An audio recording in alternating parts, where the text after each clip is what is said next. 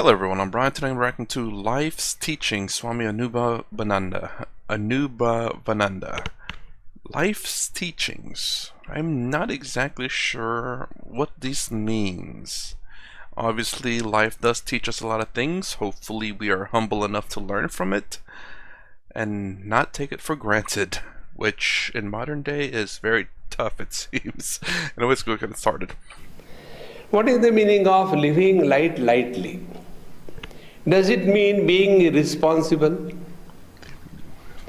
Living light lightly, does it mean that we are absolutely indolent, lazy? No. Living lightly means we are accepting the life not as a problem, but we are accepting the life as a challenge. Whenever we take life as a challenge, we have a different approach. I'll give you an example. Once somewhere in India, in a remote place, I was watching this Olympic race. And there was one old lady from the village with whom I was sitting in the same chair. And I took her hand in my hand and she was asking me, Swamiji, what they are doing? I said, look here, these girls, they are running. This is called as obstacle race. And the one who goes first gets the gold medal, etc. And the girls started running and there are obstacles in between. And this old lady says, why you are troubling those poor girls? Why don't you remove those obstacles unnecessarily? Let them run. See? Those obstacles for that lady were problems. And those girls have taken those obstacles as challenge. So living life lightly means first, let us take not life as a problem, because when we take something as a problem, we have submitted and accepted that we are not capable. And when we take something as a challenge, we are able to bring out the best hidden talents in us. And for that, as in the morning class we have seen here, what is required is that where is our attention when we interact in the world? See? Anything that we do through an instrument. And if that instrument is not properly tuned, we cannot use that instrument properly. And our performance cannot be perfect. For example, there was a husband. In the morning, he stood before the mirror and wanted to shave. So he applied the whitewash. I don't know how they do because I have never done that.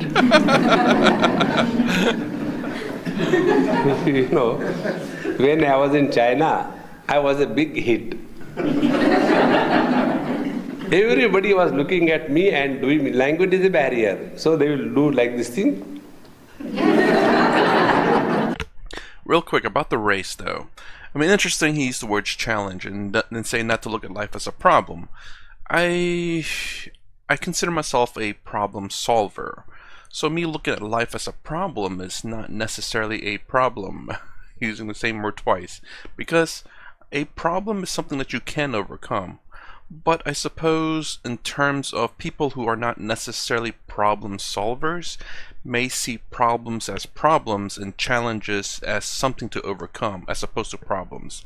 And perhaps that is a better term to use. That not to look at life as a problem, but to look at life as a challenge. Because life is not easy, but it can be if you understand the challenge, if you understand the obstacles in your life. The more that you understand life, the easier it becomes, and the more you understand yourself, the significantly easier it becomes. I think there's two things there. In terms of yourself, the more that you know yourself, the easier it is to handle yourself, your emotions, your actions, etc. And the more that you understand life, or let me not say life perhaps, because Sadhguru uses life in a different manner. The more that you understand the physical world, the biological world, the external world, there we go.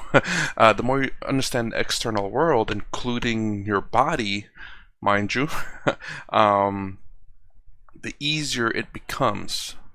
Again, understanding why people act the way they do, why certain things do the way they do, why your body acts the way it does in certain situations.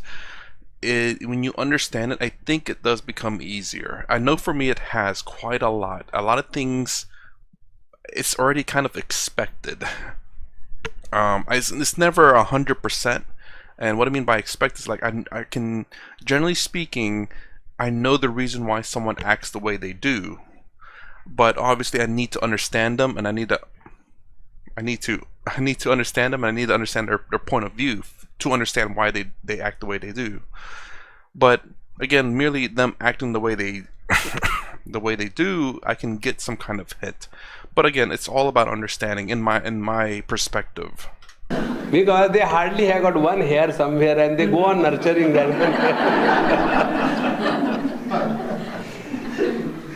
So, when this husband was early morning, got up and did the whitewash, and when he was plowing through, when he was wanting to shave with a razor, it got cut. Oh God, what kind of blades these companies supply? They take a lot of money, but they don't give a good instrument. So when he started complaining, if the husband complains and the wife supports, it is impossible. A wife is in opposition to the husband. This is how, the parliaments run. Ruling party, one is the ruling party and second is not opposition party. So second is ruining party. See? Opposition means what? Anything what the ruling party does must be opposed. That is simple thing. The same way the houses run. So when husband said something, wife has a comment. You have always complained about the whole world. I don't know what kind of stuff you are made up of. Look here, darling, see, the blade I use, it has plowed through. See what kind of blade they make. I don't know what kind of beard you have.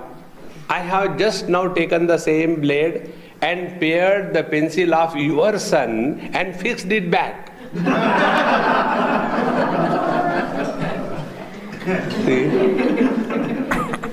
So for her, the sharpness of a blade required for paring a pencil and for shaving is the same quality. Is it the same quality? No. Both are sharpness. In the same manner, the intellect or the mind or the reason with which we live in this material world is different. And the mind and the intellect with which we lead our life in its totality. Today's buzzword in the health industry is holistic approach. See? Healthy means doesn't mean suppose somebody has got one leg polio, other leg elephantitis, therefore his average legs are okay. See? You cannot deduct the statistical averages in this way. So we have to have the holistic approach. In the same manner, living life lightly has the holistic approach. One is, in the material front we are successful, not at the cost of peace within. See, when this balance is perfectly achieved, then we are leading our life lightly. Just if we imagine, no, I believe in simple living and high thinking, it is a self-deception. In fact, it is not a simple living and high thinking. It is a dirty living and stupid thinking. See? We have to be successful in the outer world. And to be successful in the outer world, we have to have an instrument which is available for application in an intelligent manner. See? And for that purpose, the instrument, the mind that we have, it has to be properly trained. See, friend. Geez, that ended. I was actually kind of thinking that. I was kind of adjusting my worldview on what I just said, and then essentially what he just kind of, I believe what he meant at the end there is the fact that we can understand who our true selves are, and at the same time understand that this reality exists and accept it for what it is. Play the part while bettering yourself. So basically, you can become. I mean, I'm guessing it's kind of what Swami Vivekananda and Sri Ramakrishna, I believe, from what Swami Sarvapriyananda has said, that they said that this world genuinely does exist, that it's real, but I've heard some people say they just say that, but I don't know. I like to believe that you can discover who your true self is, are like your multiple U's. You can discover who your true self is, and also play in this world is real as well. To say that this world is real, you know, I guess I'm refining how I see or my worldview. And with the help of Advaita Vedanta now, I don't know if I'm necessarily going that direct path. It's just how it makes sense to me, especially with the experience that I have.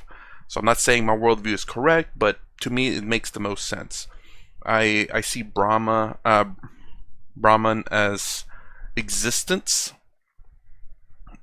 and I see us as individuals with our own unique consciousness, you could say, at the very least. Now, whether we're one consciousness or individual, I only ever have experience with one, so I can't say that we are one consciousness. I have no experience with that. And the fact that this world is real. Now, whether it's an illusion or not, I mean, it does exist from our perspectives. So we still should play out this world, whether it's fake or real. So with that understanding, that we are existence itself, that I can believe. I believe that we're individual consciousness because, again, I have no other experience.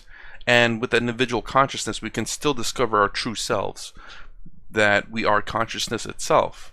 Now, if in discovering that you end up discovering Brahman, then good for you, honestly. But I cannot say for certain because, again, never experienced it. So I can say that for now is that the fact that I can only experience myself, therefore I can only say that I am this consciousness. And then to understand that this world is real, again, pretty straightforward. It's something that I experience. It's something that I think we all should, how do I say, play that it's real. I don't know if that's the right word, but play in this world as real and be kind to one another. I guess this kind of plays into the karma a bit in terms of generating good and bad karma. But I guess my biggest thing is the fact that if people start seeing this reality as false, then they could end up just doing bad things because this is a false reality. So why even bother doing anything? Why play by the rules if this is in fact a false reality? That's the reason why I never really wanted to look this reality as false, because there are crazy people out there like that. And I guess the thing is, it's not to teach them that this reality is false in the first place, but to hopefully for them to discover their true identity first and foremost, and then through that hopefully understand what reality is. Again, for me, Brahman is existence. That's the only thing that exists. Existence is Brahman. Brahman's existence. They're interchangeable. They're not separate. Brahman is not. It lives outside of time because it is timeless. It is everything. What else? And it's not separate from individual objects, something that Swami Sarvapriyananda has said. The three things: it is all of time, not excluded from time, all of existence, and all of objects. All of existence and all of space. There were three things. He said time, space, and objects. I believe those are the three things that he said. But I can believe that. I can believe, again, individual consciousness, and I believe that the world is real. So far. Again, all these fits into my experience. Yeah, I guess that's all about I have to say about that. Kind of odd that it kind of made me think a little bit more into my worldview. Even though I kind of had that exact worldview, I kind of just refined it a little bit more. I don't know if that made any sense, or if it sounded like I said the exact same thing a few videos before, but it is slightly different. My perspective and my worldview slightly changed a bit more in the firmer side of these three beliefs. Anyway, that's my reaction to life's teachings. If you like my content, please consider subscribing, thumbs up, thumbs down below. Thanks for watching. I'll see you in the next vid.